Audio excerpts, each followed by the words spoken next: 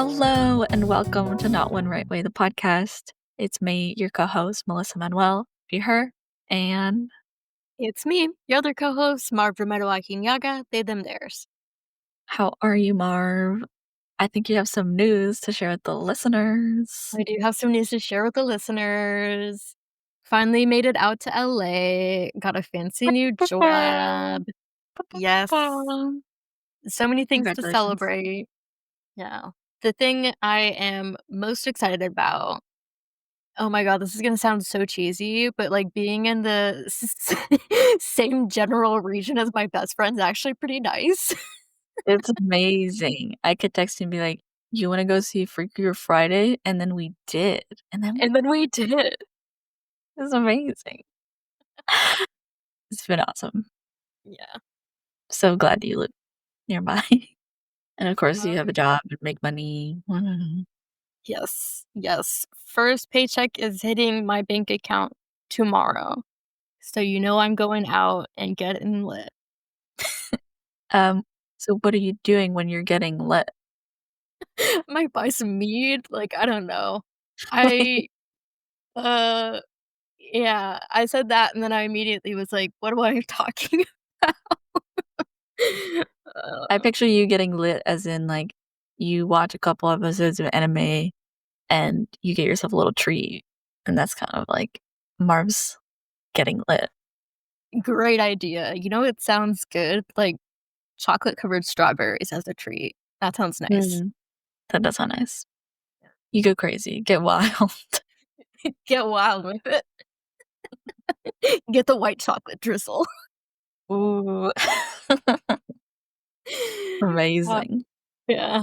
How are you doing, Melissa? I'm doing good. A little, as some listeners, longtime listeners will know, I'm an engaged person, so my wedding's coming up, and it's coming down to the wire, some would say. So the planning is getting a bit intense. So I'm working on that, and I just refuse to focus on one thing. Like I got projects on the left, projects on the right, my job, and of course the podcast. But I'm just when some like curveball comes to me, I'm deciding it's not gonna stress me out. I just let it roll off my back, and it'll be fine. It's all gonna be okay. That's what I'm deciding every time. It's gonna be okay. Yeah. There's this like I think Nora Ephron quote about like some balls that you have to juggle are glass and some are plastic. And like it's real that you can just like drop something sometime and care about the things that are important that you don't want to break. Yeah. That's really beautiful. I like that. Some balls are Yeah. plastic. I can come back and pick that up later. Yeah. Like that. I like that. Yeah. That's good. Thank you. I'm gonna carry that forward as the timeline gets smaller. Yeah. But can you imagine a curveball coming at you and it's glass? Like that sounds awful. Just to mix the metaphors so there's cohesion. Yes. But I'm doing okay. Watching a lot of TV to pivot to our what are we watching? I've watched so much. It was like all of a sudden this like every animated show dropped all its episodes. There was like Big City Greens and Kif and Eyes of Wakanda, and I don't know, there's just like a boom of stuff, and I was like, I have to watch it all right now, and then I did watch like every animation thing that was possible in like a week. But it was wonderful. I love all those shows and had a great time. Also been watching a lot of Dropout because I'm freelancing there, which is great. Watched all of Game Changers in also like the span of a week. Consuming a lot of content, which is how I like to be. Healthy amount of content at all times. How are you doing? What did you watch? You mentioned it before, but we just like went to go see Freaker Friday. That was fun. I would say if you enjoyed Freaky Friday, you'll enjoy Freakier Friday. I think it takes the format of Freaky Friday and then just doubles it on every aspect. Like the physical gags, the like humor and like punchy comedy bits. And oh my god, no, I shan't. Is it a hot take? No, it's about Jake. Oh, yeah, Jake. We rewatched the first one before we went to see the second one, and it was like Jake was not a pleasant character. It was like Jake jump scare. Oh my gosh, why is he back in the scene? I don't want to look at him. I don't enjoy his presence. But in the second one, somehow every Jake jump scare was like kind of funny. So really brought his character around. Yeah. Yeah. Well, I don't want to waste any more time because we have an amazing guest this week. You're all going to be so excited. He is an executive producer, EP, a director, a storyboard artist. It's Jaydeep Hasrajani. Welcome. Thank you. Thanks for having me on. Yeah, it's nice to be here. You're welcome. How are you doing? How am I doing? I'm doing good. Yeah, I'm doing good. Just trying to stay busy, trying to stay positive, all that jazz. Have Awesome. you seen Freaky Friday or Freakier Friday? I've seen Freaky Friday. I have not seen Freakier Friday. Um, but y'all seem to be selling it. Is it something I should check out or what? What say y'all? I would recommend if you love Freaky Friday or just want to turn your brain off for a while. Yeah. I feel like it's Hey, good that's not bad. two things. Like, it's not a bad sequel, but like, yeah. If you were like Freaky Friday was kind of then like don't watch Freakier Friday. It's gonna be worse. Yeah. Right, yeah. I mean, listen to your gut, trust Yeah. yourself, right? Trust yourself. For our I've been gratitude. watching, Taskmaster. Are y'all familiar Okay. with Taskmaster? It's a Familiar. British comedy show, panel comedy show, um, much like Dropout, as you mentioned earlier, Mhm. and all the seasons are available on YouTube for free, and Really? it is Yeah, a that's great awesome. it's been relieving a lot of stress, and it's a great light show, and it's silly, and it's goofy, and if you want to unwind after the day, perfect thing. I highly suggest it. Sounds nice. I didn't know that was available for free. That's awesome. Yeah. Yeah, it's on their YouTube channel. It's, I think they're on series 19, so it's, yeah. Wow. Because I've heard of Okay. it. I love comedy, and that's one of those shows that I've heard, great things about. I never knew how to access it, but it's been there for free this whole time. Yeah, for free, and, yeah, I've always seen clips of it, and then it was somehow I someone told me or something that it was available and, yeah, I'm addicted to it, completely addicted to it. It is very fun, light watching. Yeah. Nice. I love that. All right. So, as we explained to you before, Jay, I'm a social worker. My kind of job puts me in a position where I meet somebody, and the first things I'm asking about are like the trauma, the pain points, everything that's ever gone wrong in your life. So, my first question to you is I had a actually a serious one this time, but the tone of it is not going to fit how our conversation's going. So, I'm I think thinking, we should go for it. I have power I trust us 3 to turn something serious to something light or to meaningful. I think we can do it. yeah, So, okay. Mark, go for it. Beautiful. Yeah. Um, One of my favorite check-ins is a rosebud thorn. So we're gonna check in what's blooming for you right now. What are you excited about? What's blossoming? So what's gonna come to fruition soon that you're looking forward to? And what's a pain point that you're navigating that thorn? Um, I've heard of this. I've never been asked it. This is awesome. Um for the listeners, I'm taking notes because I need to do that, and just makes my life easier. So Yeah, I was just love that. writing all of that down. So what's blossoming or what's blooming, blossoming, and what's a thorn? Um, what's blooming? I think, so I work in animation. It's been, I think along with all forms of entertainment, there's been some rough patches. We can get into a nerdy conversation about that, deals with a lot of marketing, business, money stuff, et cetera, et cetera. But long story short, people want to watch stuff. A lot of stuff isn't getting made by the people that make stuff. So there's an audience that wants stuff, but it's not getting made. So what's been blooming is actually for me and my creative partner Jake Goldman. Um, we've been pretty busy this year, and yeah, on the like meetings front and meeting a lot of great executives and studios and production partners and co-production partners and all of that.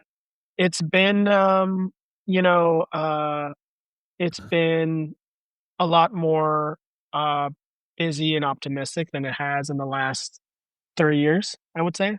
So, and like entertainment works like a whip crack, right? So like we're at the top of that crack. So, when when you're pitching shows, um, you will see the market change before like an actor who eventually gets hired or like, an editor who's editing the thing or a sound person, right? So like at first we will sense it first, the people pitching and trying to get projects off the ground, and then it slowly trickles down. So if it's any like marker of like things shifting, I feel like this year's been pretty active, which is nice. Awesome. And that Good to and hear. that kind of yeah, it is. It's great to hear. Uh, so I guess that kind of transitions into blossoming, which is a lot of projects. Me and Jake have around like 5 projects we're like tending, um, and that stuff is all exciting, and that ranges from studio gigs and work to independent projects. That is a whole new skill set, which is extremely exciting. Just meeting folks that really want to get good things made in the most genuine way possible. And it's nice to work with folks like that. So that's always like a cool like echo chamber of positivity because I think we all just get inspired being around people who are inspired, and it's nice meeting those people. So thorns. Thorns are tough. I'm gonna, just for the sake of time and the podcast, I think we all need to agree that there's a lot of thorns in the world right now. Yeah. So Yeah. I'm gonna localize my thorns. There are global thorns I care deeply about, and I think we can talk the whole podcast about that. But and it does deserve to be talked about. But I guess the immediate thorns are I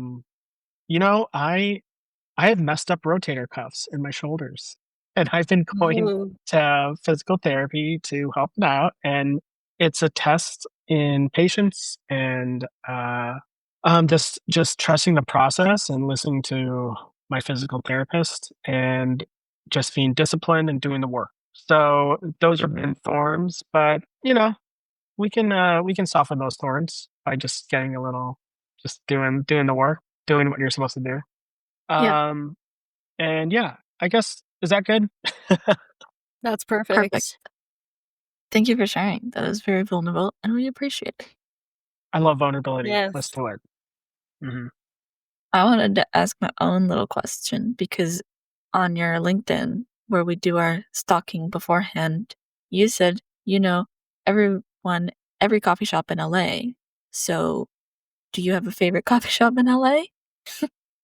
It's seriously, you have to narrow it down to like neighborhoods. And then like, I'm not gonna like just, I Switcher can't say system. one to cover everyone, right? I will do some notable, like Obit and Dell, Yeah, I don't which want to dox is any of us here. Like, so let's say your favorite coffee shop in like Burbank. in okay. Um in Burbank. Okay. I'm a coffee commissary. I like them. Uh I I like they're great. They have a really good breakfast burrito, which a coffee shop shouldn't have, but it's like insanely good. Um so in the Burbank area, I think coffee commissary is good. Um and it's a good all around place. My like notable ones are like I mentioned earlier, Obed and Dell. Um, awesome. They have a lot of nice specialty coffees, and they carry great coffees. And great beans. Um, I also like Constellation Coffee and 10 Speed Coffee. I can. There's a lot. You can There's go a lot on. of coffee places Have you I ever can been go on. to Kumquat? Are I you have, familiar yeah, with Kumquat? Kumquat's great, yeah, and Loquat. Both of their locations are That was stellar. right next to If you the want office I worked at. sorry, what was that? Kumquat was near the office I used to work at, in downtown LA, and Mm, all of my coworkers were like, mhm. "Kumquat run," and they just loved it. It was a favorite. Yeah, yeah. That's great. I love a good coworker coffee run. I think I'm a big proponent of that. Um, when I Absolutely. was working on the Powerpuff Girls, um, I was a 3 o'clock coffee rounder upper, and we got Hmm. everyone out of the office, walked down the street, got some coffee. It was great. It's Good good team for bonding. morale. Yeah. Mhm, It is, yeah, yeah, I agree. Yeah, get those coffee runs in. definitely. Well, thank you for sharing your coffee faves. Yes. Your knowledge is really beautiful. Yes. I am you're Yeah, I taking problem. Beautiful is a great word for it, but yeah, it's a problem. Marv, take notes, 'cause Marv drinks coffee, I do not. I was about to say, like, you're taking physical notes, I took mental notes of all of that, and I'm I know I can actually just go back and listen to this, which is why I'm not writing it Yeah. down. Um, Marv, maybe you can email me and I can give you a more comprehensive list. Um, Ooh. if you so wish. But yeah, we can move on because I can talk about coffee forever. Separate podcast for just coffee later. Well, I wanna move on into your background. Can you talk a little bit about whether you knew when you were younger this is what you wanted to do? Did you know you wanted to be in animation? Yeah, that's a great question. I okay, so I know the listeners may not be able to tell, but I'm Indian American, so I'm first generation American. What that means is often, my parents knew the fundamentals of like, where to guide me as, to grow up and have a career and have a livelihood, right? But they didn't know certain things existed, right? So like, a lot of immigrants don't have the luxury to pursue entertainment, pursue art. They kind of have to um pursue survival. And I came from a family that, is I have family members that were affected by the partition in India and Pakistan. And it's harrowing stories. So um I didn't know you could do the art thing. That being said, when I was a kid, I loved drawing. My dad used to work at a bank. He would bring home like the reams of paper that they would print things on. And I would just be drawing Wolverine. I drew so many Wolverines as a little kid. And then, expanded, because I grew up and the first X-Men animated series was coming out. So Mm. um I just like small hairy knife guy, count me in. I'll draw that guy. Mhm. I can relate to him. Um, Yes. although I'm nonviolent now. I don't know about the knife part, but short and hairy, count me in. Um, Of course. so so I have a very soft spot for Wolverine. Um, and yeah, I just like kept on drawing, and I was lucky to have parents that never derailed me from that. I have strict Asian upbringing. So I heard things like if you want to do something, you got to be the best at it, right? So you had like this disciplined edge accompanied with never like killing my dreams. And I can't say how thankful I am to be in that situation. It's a very privileged situation to be in. Um, so I was able to get that hardcore discipline. I have an older brother. He's also a hard worker. He works in tech. I come from a family of extremely hard workers, and to have that inspiration and applying it to what I'm doing now, animation, is just like a boon that is amazing. So I feel very lucky with all of that. So yeah, I drew a bunch as a little kid. I got into filmmaking in middle school and high school. So I would take my dad's camcorder and we would film short videos. And there was no like easy editing software. I literally had the tape, and we would rewind and tape over the bad cuts, the bad takes. So like Can we would edit on the camera. yeah. Um, and I think that grew. So that early love for filmmaking and short films, and then me loving to draw, storyboarding came very naturally. And also my dad was a huge comic book fan. Um, so you kind of combine all those three things and you become this like little Prepped for animation storyboarding from the kid. get-go. Yeah, absolutely. So in spite of my parents not having any idea about what it takes to support me in my animation journey, they did an amazing job, and I feel lucky with that for that. And yeah, I the rest of the my career, which if we get into, I can try to weave in, is just me stumbling into things and thinking it's a lot more difficult than it is, and preparing for the most difficult part of it, and then having to like somehow be over prepared, which I also feel is extremely lucky. But yeah, Yeah. sorry, that's like a long answer for such Oh, such an we love elegant. the long answers.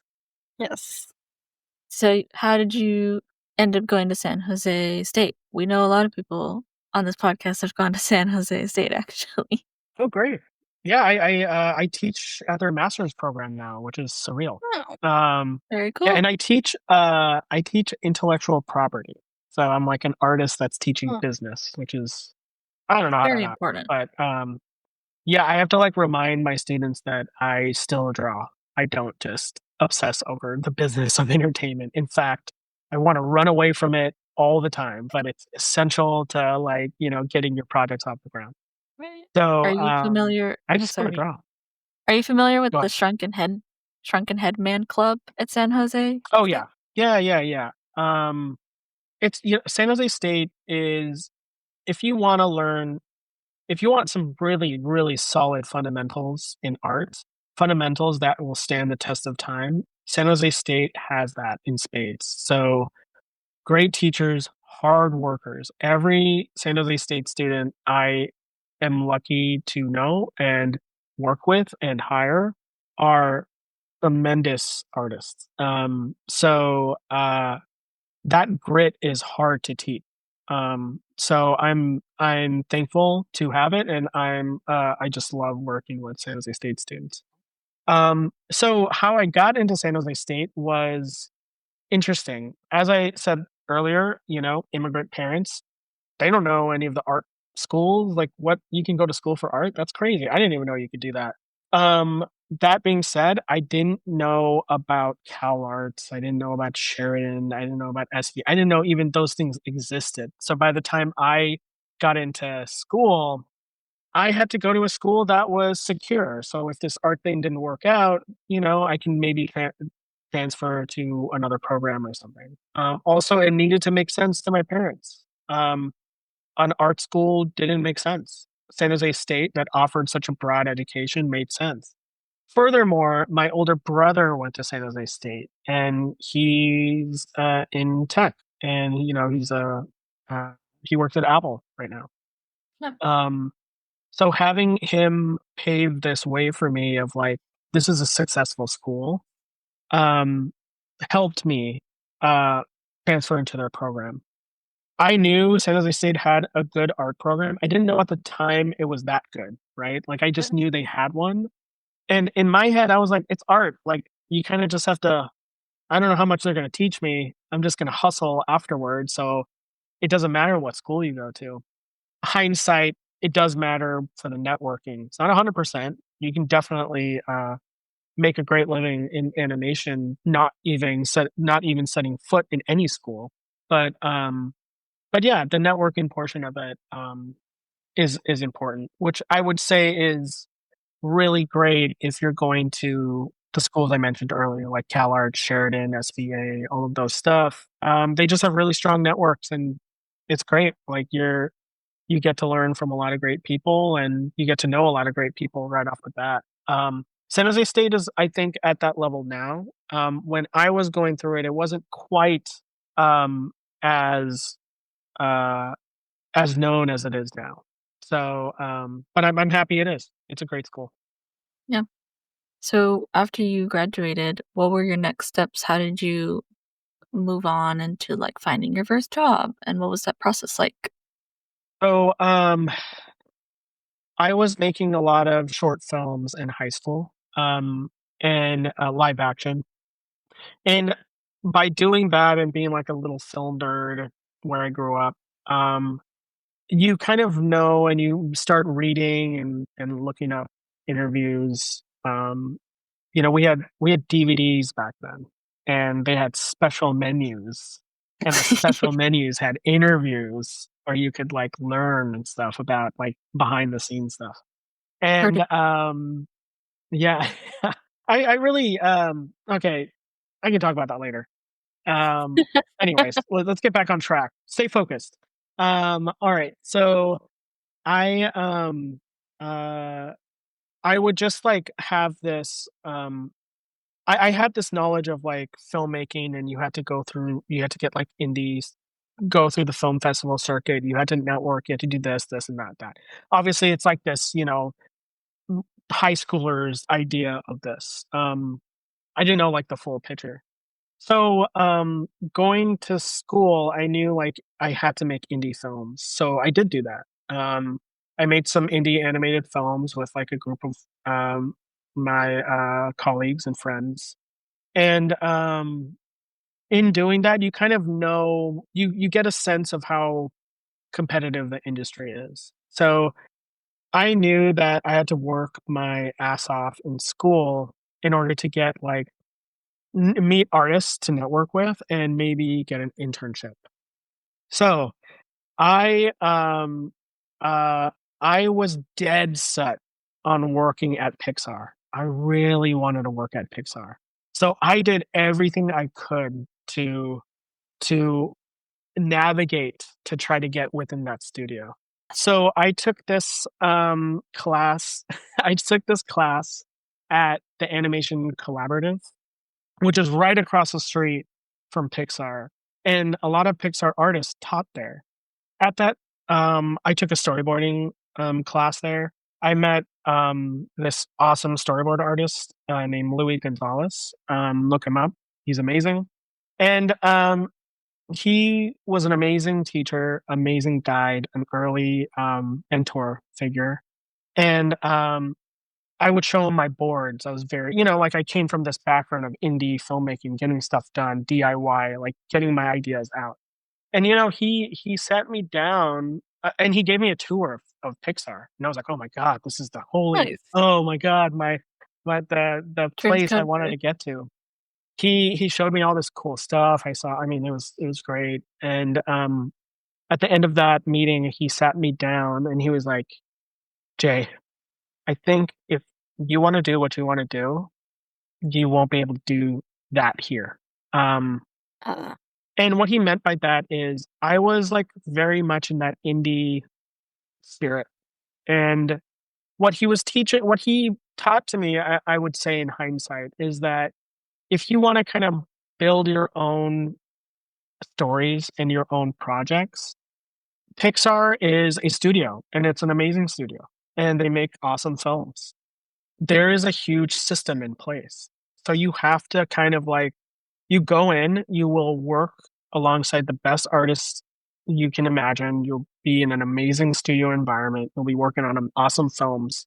But the chances of you actually making your own project requires a lot of time. It's not impossible, but you'll just have to go learn, go up, go up the ranks. That kind of indie punk DIY thing doesn't really necessarily fit in the studio system. Um, so he gave me that, and I was like, "Well, I don't believe you, but thanks." But Thank you. obviously, it hit me. Yeah, yeah, it hit me. As because like I had spent all this time preparing for this. But you know what? I was thankful for that because it made me think of plan Bs and plan Cs and plan Ds and plan Es and all of that stuff. So by the time I was able to go for the internship at Pixar, um, at school, they visited our school and I applied and I was on the finalist list, but I didn't get in. Mhm. So when that happens, you gotta change. What are you gonna do? Like that what do I tell that little kid that was drawing Wolverine nonstop? Like, oh hey, it's over now. You didn't get to that one studio. Like it's just I couldn't do that. So my plan B was like if I didn't get into Pixar, I'm moving to LA and I'm gonna work in the animation industry. That's where it is. It's in LA. So luckily enough, by that time, I had made enough of a network, and I've emailed all these people that came to talk at our school. I was very like disciplined and studious about all of that stuff. I was able to land a job at this Fox owned animation studio or animation program called Fox ADHD, Animation Domination High Def. Not the best name for a name for a thing, but Bit of a that's what it was mouthful. called. Yeah, and I ended up running the short program Okay. over there. They made YouTube shorts, and I think my experience with indie animation and Flash and all of that stuff, it was a good fit at the time. Um, but it was non-union, and I wanted to get that first union gig. So while I was working there, I was also testing for other shows, doing storyboard tests. Um, so I was at Fox ADHD for a year and a half. I tested for 15 shows, Mm. all of the shows you can imagine. So I did the Stars, uh, Adventure Time, regular show, Steven Universe. I did all of those tests, Anything and and they're everything. brilliant shows. And yeah, yeah, anything and everything, anything I could get my hands on, I was lucky to get the test. I didn't want to take it for granted. Until I landed, I was able to get a Powerpuff Girl test, and I landed that gig. And, like, during that first interview, I asked, the showrunners, Bob Boyle and Nick Jennings. This is the reboot of the Powerpuff Girls, obviously, not Right. not the original. And, the I asked them, I was like, "So," like, at this time, I was, like, 15 tests, right? Like, it's like you're doing tests all the time. Um, I was like, "What did, like, why'd you guys choose mine over everyone else's?" And they were like, "Hey, look, your name kept on popping up in our system, like, and we saw your other tests, and we were like, hey, this guy's doing the thing. Let's give him a shot.' And I did the test. I put my all into it. I was one of the first people to turn it in, and they were, like, excited to see mine because I was, like, the first storyboard test for that part of their hiring process. And then the next few that they got just didn't, like, match my enthusiasm. So I kind of, like, I think I just Yeah. that's what they told me. They just saw it, that I just worked my ass off. And I think that's kind of like a example of what my career was like. It's just and is like. It's just nose to the grindstone. Like there was no shortcuts for me. It's just hard work. And if it's for people listening and who are struggling with this, I was at I came from a school that at the time wasn't known into a foreign environment, which is LA. I built my network and I just worked hard. So it, there was no, there was nothing more than that. Um, and I think nowadays the elbow grease that people put in isn't admired as much as the end product of the success. Ugh. But it's all about that elbow grease, I think. We should celebrate it more. Um, we don't as much, especially now, like with content and everything just being at our fingertips and like traveling so fast. We don't get time to appreciate how hard people work to get to where they're at, no matter where you're coming from. And I always admire it. But yeah. Anyways, I'm getting a little romantic now. I gotta stop. You asked Uh, me 2 questions, and it's I already, love like, what? it. It's been 3 hours? Maybe. I I love the elbow grease. I think that's part of the inspiration of talking to someone like you. It's like, I think it's amazing how hard you've worked, and I really wanna applaud you, like, moment to, like, really appreciate how hard you work. Yeah, Thank you. I appreciate that. we see you. Um, something else I'd like to say, you mentioned how early in your life, your family modeled this hardworking ethic, and you hear it from a mentor when you're trying to get into Pixar. Who else do you want to highlight right now who's a great example, one that you'd like to follow for a hard worker? Mm. Um, there's personal people, like, many people in my family. Um, I admire them a lot. Um, wow, that's a good question. Are you, like, asking, like, figures that maybe a lot of people would know or just anybody? Someone important to you that you want to shout out right now.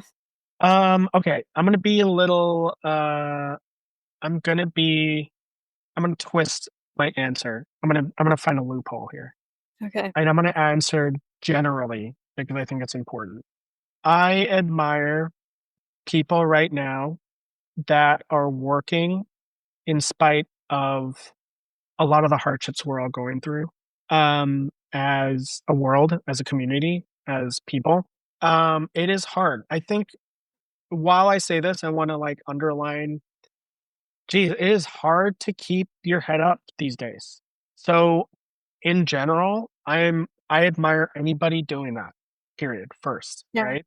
That is hard. I think we need to, like, hug each other and, like, celebrate each other as much as we can because Yes. shit's nuts out there, right? So, I admire all of that. So now specifically, a lot of my world, um, deals with the entertainment industry. My heart always goes out to people carving their space in spite of a industry that's really facing a lot of hardships and a lot of realities that are unfair. I mean, it's not like it's a meritocracy or anything. Like we signed up, we knew what we were signing up for, but we never expected it to be this nuts. Like, wow, there are Yeah. people who are actively like anti art. And it is wild because like, even the reason who in our society people we deem as successful um are often like the wealthy. Yeah. The wealthy, the reason that most of the things they are doing is they want these gobs of money to participate or absorb or be inspired by art. Like that is like kind of the thing. And the fact that a lot of these billionaires and CEOs are actively like trying to diminish art is like wild to me. It's like, hey, I'm a fish and I want to get rid of the ocean. Like I breathe and I need to live in the ocean, but let's just get rid of it. It Mhm. is just it's insane to me. Um, Doesn't make and sense. that kind of just goes translates to even more than just art, like the human communication, love, passion. Like why are we at war with all of this stuff? And Yeah. it's insane. Um, Abs so I'm getting like deep. Wait, let's go back to that. Freaky Friday question.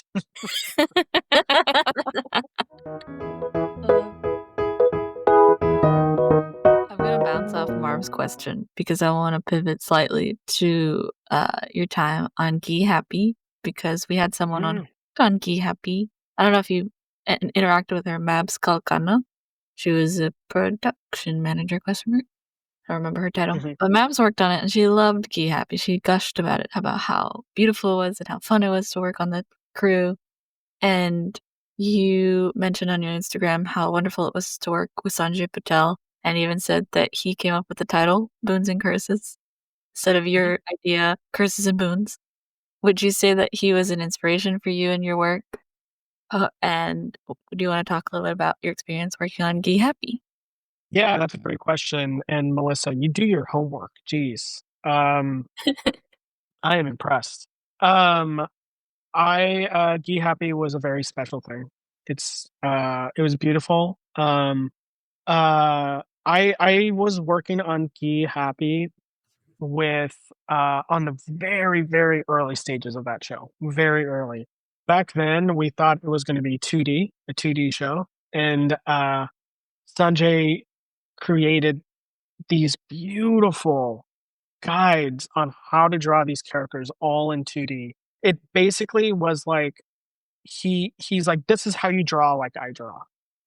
In his like in the style of like Ghee Happy, like this 2D flat love letter to so many awesome like graphic designers and artists out there. Mm. And then, he had a conversation with like uh some of the executives who were awesome. Um over there, and they, all decided like, hey, maybe CG is the path of the show. Um, so I was on like that early 2D version of Yeah. that show, and it was just me. I was the only like artist on aside from Sanjay on that show. Huh. And then my time was up. Like I was just on the development part of it. And then all of these amazing other artists that I would have loved to work alongside worked on it, and I'm jealous of that experience. But I signed up. I was on for the development part. What are you gonna do?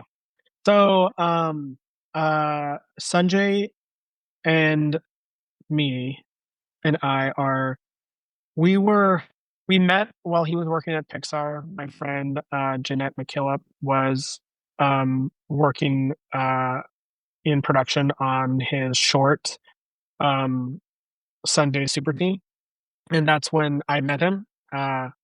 And he was great. The first thing he said to me, I find myself at Pixar at the studio. At this point, it wasn't my first time. It's like my Yeah. third time there, and these halls haunt me. It's like what could have been. It could have been there. Um, uh, the first thing he said to me, he was like, "It is an honor to meet another South Asian in animation." And having someone you looked up to for so long, and like for me, he was the only Indian American working in animation as an animator slash storyboard artist slash designer. He's like, "Oh, he's doing the thing I want to do." And back then he had images. He had long hair, and I had long hair. I was like a metalhead. I'm still am, but I don't have that long hair anymore. Um, I he was just like modeling. He was living that dream, and he was the only Indian American I knew that was doing that. So what started off as me admiring him. I mean, in fact, in my place, if you can, for you two who can see my I camera, clocked that. that's It's yeah, this is his piece from his show, and I have a picture, one of his posters hanging in my office here, of his work at the Oakland Museum, where it's the first time I met him. So now we're buddies. We call in to check in on each other, and it's a beautiful thing. I love and respect him. Um, but yeah, during the time he was doing the thing, he was highlighting South Asian culture and putting it on a big platform to open the Western eye to South Asian culture. And we both had this goal forever. Um, he was able to land it with Ghee Happy. He had other projects, in development before that. I was really excited for him. We had talked about those projects. I don't know if I can mention it here, but they were all over all the studios you can think of. He was like trying to get stuff off the ground. So at Netflix, he got Ghee Happy off the ground, and it was beautiful. And then while I ended there, we got Boons and Curses off the ground. And fast forwarding just a little bit, only just to emphasize this point, there was a point where Ghee Happy and Boons and Curses were in the same building, just one floor apart from each other. And it was like this fucking crazy point where I'm like, oh my God, we went from no South Asian representation at all, unless it was extremely offensive or just missed the mark, right? Right. Or just the color. Like it was just, oh, this character is brown, but they just act white, right? Um, but we were doing two very different but extremely South Asian animated stories. And it was like bonkers. And then, everything kind of exploded. Yeah. But he was still able to get Ghee Happy out on YouTube, and he worked with a lot of great people. There's a lot of amazing people working on that show. The music was done by South Asian composer. The music is beautiful, and check it out. And a lot of consultants, a lot of awesome artists, a lot of great writers. He really shared the wealth of the show, and he tried to get a lot of awesome South Asian talent and a lot of diverse talent onto that show. Now, Sanjay is like something that people don't know about Sanjay is that he's a very studied person in South Asian culture, mythology, and philosophy. It is nuts. In animation, no one can come close. No one can come close. It is crazy. He's almost like a scholar. Like he will tell you about it's pretty amazing. And if you see his work, it shows it. Like you need to be able to know the ins and outs of, the stories that he's retelling and adapting in order to retell and adapt it the way he does. It's a Yeah. genius that he has, and he's super modest when like you won't get that out of him. So I'll do it. But I don't have that knowledge. Like I'm not a scholar like he is. Like I know a lot about the culture and mythology and folktales and folklore, but I don't know as much as he does. So with Boons and Curses, I didn't want to tell a story about something I didn't know. I just wanted to Yeah. tell, but what I do know is fantasy because I'm a nerd. I like fantasy, I like sci-fi, I like all of that stuff. So I wanted to make a show that was um, a fantasy, uh, a fantasy inspired by South Asian culture, inspired by all the stuff that I grew up with. So Sanjay to me was this constant push and inspiration to kind of like do it, go for it, you can do it, you can do it. And yeah, it was just great to work with him. It's great to be his friend. It's great to talk to him. Great to text him. He's just he's a cool dude. Super smart. He has a beautiful family. I don't know what else can I say. Great guy. And yeah, and we're still trying to pursue this thing, this dream. Yeah. We got close. I mean, he did it. Like it's on YouTube, but everyone's watching YouTube, so he did it, and that was great. Um, yeah, I think I feel like I went off the rails a little bit. Yeah. And once again, we get into this territory of like deep, romantic, thoughtful, lovely explanations to these to these questions. I think it's great. Like I was crying a little bit because I thought that was really it touched me in a way where there was like when you said you and Sanjay met and you were like the first people you had met in the industry who were South Asian, that to me is very powerful because I care a lot about that. Like not just on-screen representation, but behind the scene. Yeah. That's why I became a producer.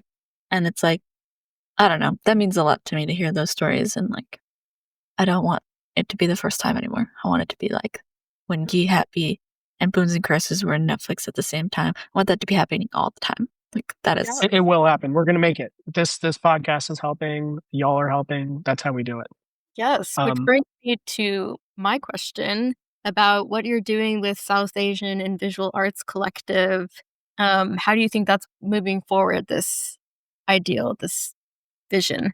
Yeah. Okay, so I'm gonna I'm gonna tell a reality that's a sad reality, but then Yeah.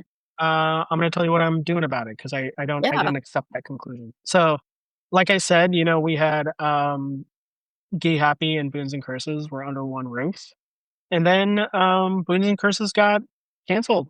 We were two and a Boo. half years in production. Again, and what does 2.5 years mean? That means we were full team. We were done storyboarding season one, done storyboarding season two, or almost done with season two, Yeah. and writing almost done writing season three. So all we were close to finishing season two as boarding. We had 4 teams. Each team had 3 board artists, 1 revisionist, a director. We did Boons and Curses during COVID.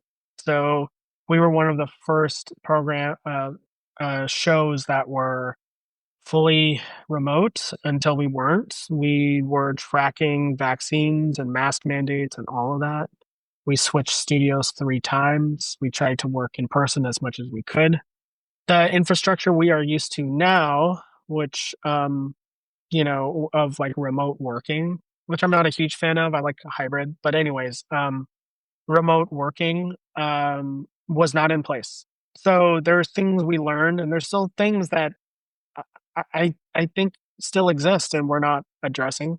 Um, uh, but there's a lot of hurdles we had to go through. In spite of all of that, me and Jake Goldman, and also the other two, like part of our leadership, Lisa Furlong Jones. Lisa Jones was our line producer, and Drake Brodel, who's our art director.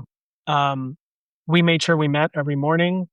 We made sure the space we were creating was respectful to artists and their artistry, in spite of the world literally crumbling. Right, those were scary times. We're still dealing with all of that stuff. Pandemic isn't even over, right? So um,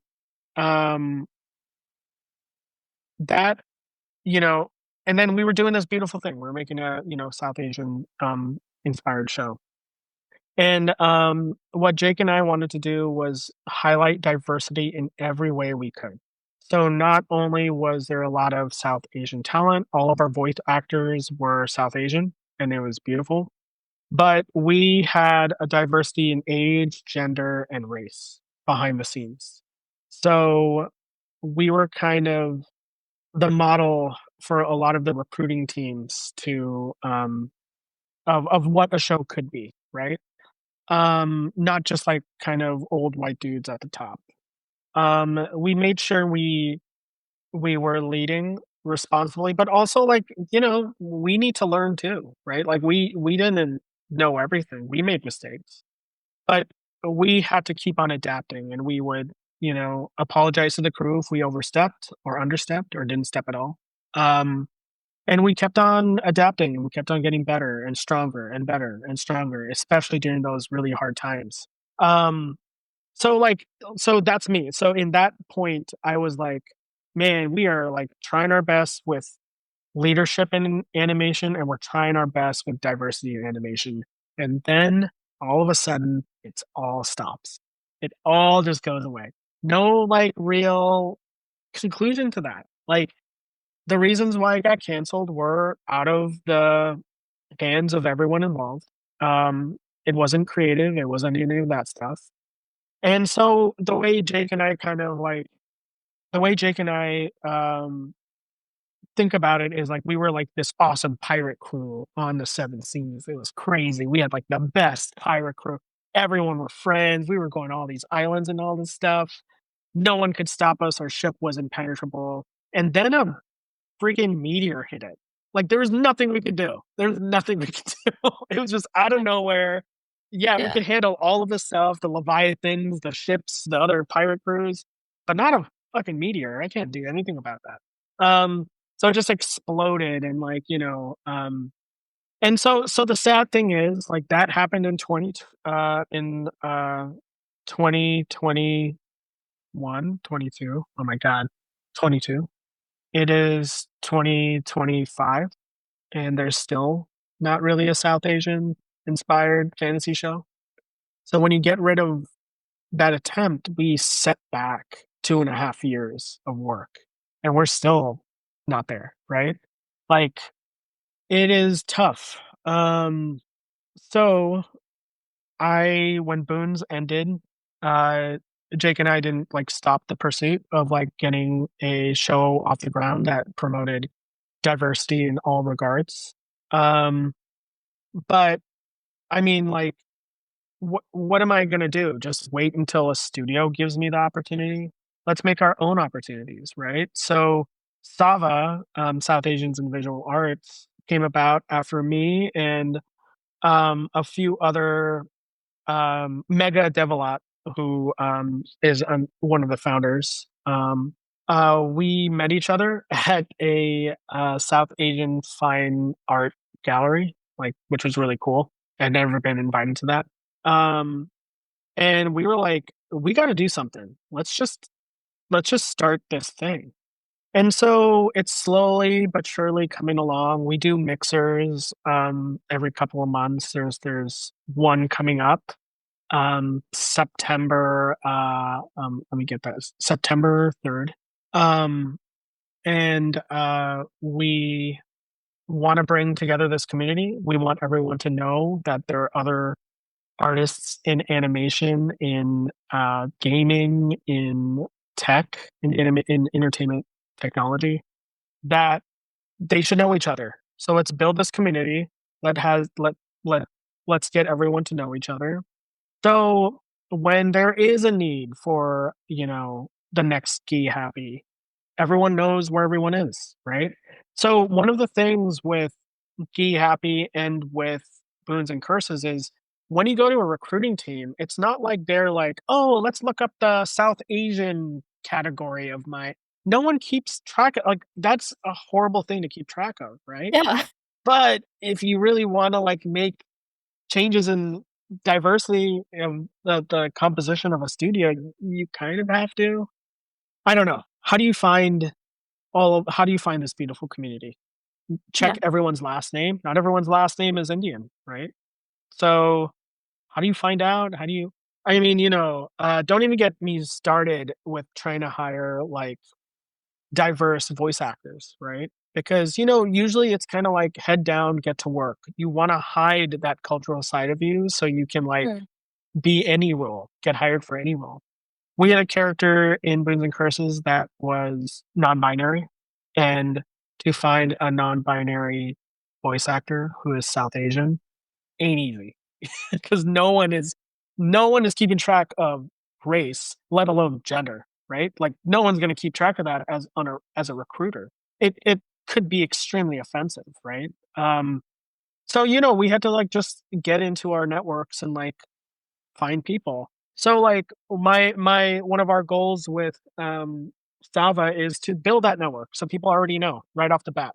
All right, we know I need an art director, I need an animator, I need someone who can lead effects, et cetera, et cetera. I know these people, they may know other people. Let's get that network built. So building a network is one thing. Mentoring, like training up. We want to often diverse creatives, like myself, aren't equipped to enter the industry because we had parents and mentors that didn't know how to help. So it's not like we come from a long legacy of professional animation people. You're just rolling the die and have no idea what you're doing most of the time. So we want to make sure we're mentoring and in a safe way all of this new talent. Um, and we want to get projects made. So we want to be able to get people who know how to create in the eyes of executives who know how the business side and how to get those projects made. So this is how we're starting. We're still like in our early phases. Um, like I mentioned, the industry is pretty nuts. So all of us are still like, trying to keep our head above water while also trying to do this thing. Yep. And yeah, so that's SAVA. It's exciting. I just wanted to do something for this community that was that could thrive by itself and it wasn't dependent on some out of type executive that Yeah. doesn't really care about all this stuff. They just want to go home at the end of the day. Whereas us, I look in a mirror and I'm reminded of it, right? So I don't have the luxury of just hanging up my coat at the end of the day and just forgetting about it. Yeah. So yeah, I wanna be a positive. I want there to be some positivity, from the negativity of Boone's ending. Yes. You're creating a support network, a space for everyone to feel like they have somewhere to turn to versus being lost. Because that is often what happens when you're new and first gen or a person of color, which there's a lot of great networks like that. There's SAVA, there's Asians in animation, there's Latinx in animation, there's um so many. So it's really nice that you've built another great network.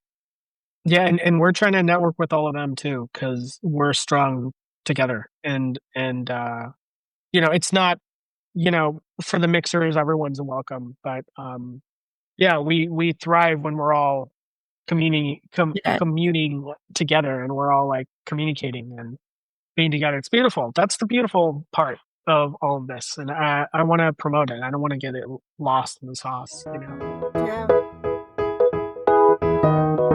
I have one final question as we approach the end. This one I loved this quote from you. I also dug deep for this one. In this article from The Hollywood Reporter, you described yourself as feeling perched on a hyphen. Is that something you still feel today, or has that evolved into something new? Because that's something I feel a lot. Mm. Yeah, yeah. So, yeah, I still embody that today. I think the only thing that changed in it is a more passionate and more driven by it. I think we're all multi hyphenated beings, period. So whether you are like me, Indian American, not white enough to be American, not brown enough to be Indian, just internally confused. Or you're someone who, like you are a musician and your family is all classical musicians and you want to get into punk. You are perched on a different hyphen. Or you are one of the first people in your family to go to college and they're all, craftspeople or they work in labor or they just, you know, weren't college graduate, then you're perched on a different hyphen. If you are a vegetarian in a meat eating family, you're on another hyphen, right? So we're all like stuck in between of these millions of different aspects of ourselves. Mm. I like telling stories about that. I like celebrating it. I love the gray area. I like how boons aren't always boonsies and curses aren't always curses, right? Yeah. Sometimes they're quite the opposite. So I like celebrating that. I like telling stories about it, and um, I will continue doing that. I, you know, Marv, you mentioned in the beginning uh, that there's we or maybe this was in the pre-interview part. But anyways, you mentioned that a lot of us are shaped by our traumas, right? Mm. And I think those are great places to start when you're starting to create something. Just go to that spot, that sensitive spot, and explore it and see what comes out, see what is really driving you, because that's kind of what drives a lot of us. And for Yeah. me, it's this like being this confused little Indian boy that really didn't know how things worked. Um, Mhm. and that confusion was just evolved into an appreciation for the gray. Nothing is black and white, things are just gray. So that hyphen is this love story of grayness, Yeah. which is infinite. Yeah, the greatness which is infinite. Steps all around. Yeah, It's like where did we're in that a come couple. from? Like, just Um, off the brain? yeah, yeah, I'm a nerd. Jay's a poet. Well, like we'll see. Like, again, going back to the blossom, if some of these flowers blossom, there's gonna be some cool shit out there. Oh Oh, yeah. yeah. And even if it doesn't, I'm gonna get that cool shit out there somehow, where I'm helping other people getting cool shit out there. But yeah, let's get more of these creative stories that appreciate different perspectives because those are fucking amazing. So let's do that. Yeah. Yeah. Um, Any I final advice for the list for people who want to be telling their stories, like young South Asian people listening? Yeah. I think for everybody, grit, moxie, hard work, these are things we need to just appreciate, and it's okay. It like it will take it'll it's hard work is okay. Don't lose yourself in it. Appreciate yourself. Make sure you have love for yourself. Don't lose yourself in those pursuits. But at the same time, it's all gray, right? So we need to learn how to balance our uh selves, our loved ones, and our passion. And it's not easy, but I think that uneasiness is really a fuel for so many good things. Um, and no one likes driving straight on a flat road forever.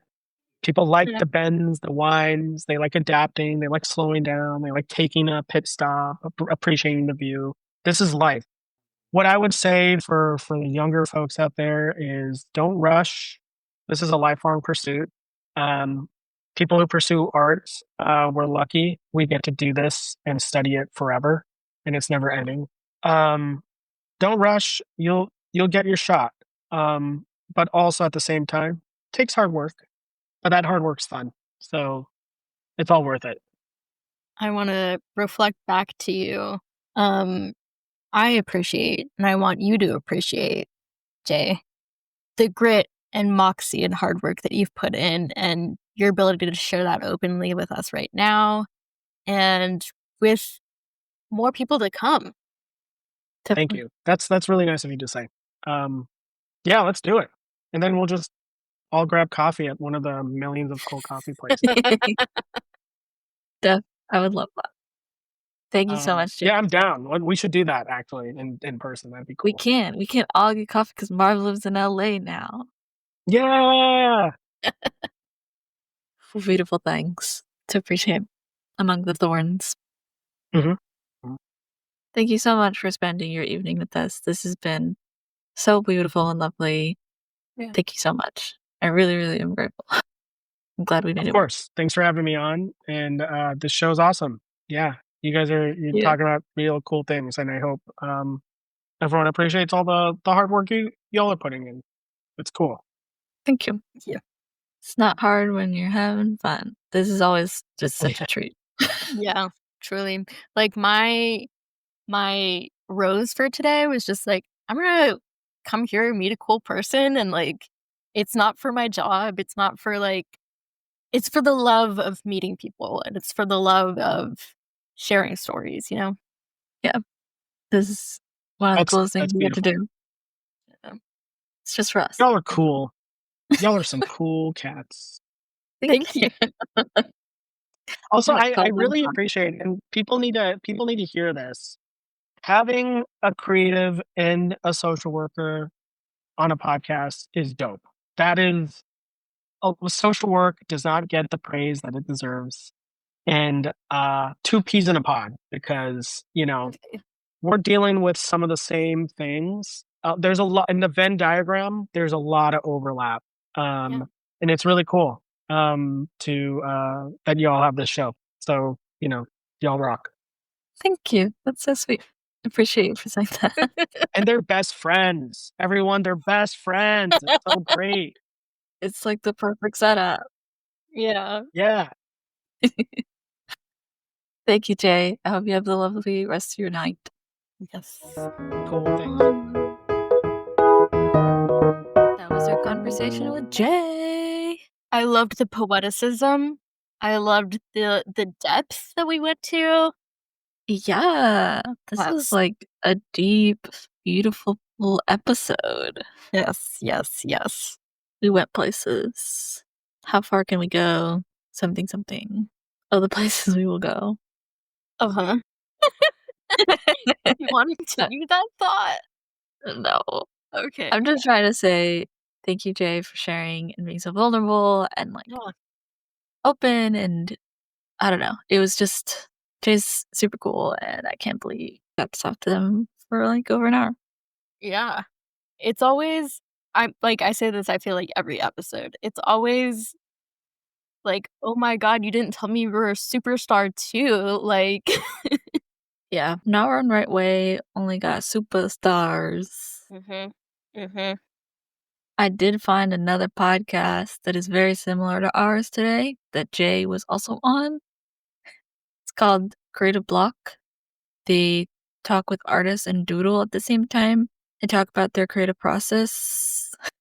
Okay. And it looked really fun. I listened to it, and they've also had a lot of cool guests from the industry, primarily animation.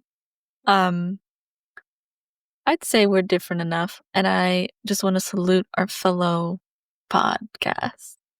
Yeah. Similar idea. I feel like Jay said it best, like, a social worker and an artist together, nobody's doing it like us, Nobody's doing it truly. like us. Yeah. And we're best friends. And we're best friends. It's a sitcom waiting to happen. Yeah. I'm waiting for the book deal to come out. 'Cause, it Yeah, will come to me. I don't have to write the book. exactly. I'm also waiting for those sponsors to start rolling in. I Yeah. don't have to Google the sponsors, is how I assume it works in podcasting. It's like, uh, HelloFresh just walks up to you. Squarespace walks up to you. I don't have to go to Squarespace, right? Yeah. Because I will read ads for you, Squarespace. Yeah. If Rocket Money wants to come over here and help me, I don't know, whatever they do. Smalls. I've been seeing a lot of Smalls ads in Okay. recently. I have a cat. Balls. BBQ hasn't eating Smalls, but he could be if we were sponsored. Yeah. Anyway, sponsor us. Please We could sponsor be us. so good at reading your ad copy. Yeah. Anyway, thank you again, Jay, for being our guest. It was so fun. I'm leaving with a big smile on my face and a warm heart. Absolutely. Absolutely. It's time to say goodbye to our listeners. Remember that our cover is done by Les. This podcast is edited by Marv. And subscribe. Leave a comment. Tell us what you enjoyed about this week's episode. Leave a review on Apple Podcasts. Tell us what your favorite episode has been and how you can't choose because all our episodes are so good. Yeah. Yeah. I hear that leaving a review on Apple Podcasts is very helpful for some reason. So do that for us. Yeah. It's been a year. So it's about Yeah. time you leave a review. Yeah. Also, like, I don't know if you can do Yelp or Google reviews, but like you should if that's an option. I don't know if you can leave a Yelp review for a podcast, but you could try. Yeah. And remember, There's not one right way. to make a TV show about South Asian mythology. There's not one right way to love the gray, which is infinite. And there's not one right way to be perched on that hyphen. So true. Thank you so much for listening. Bye. Bye.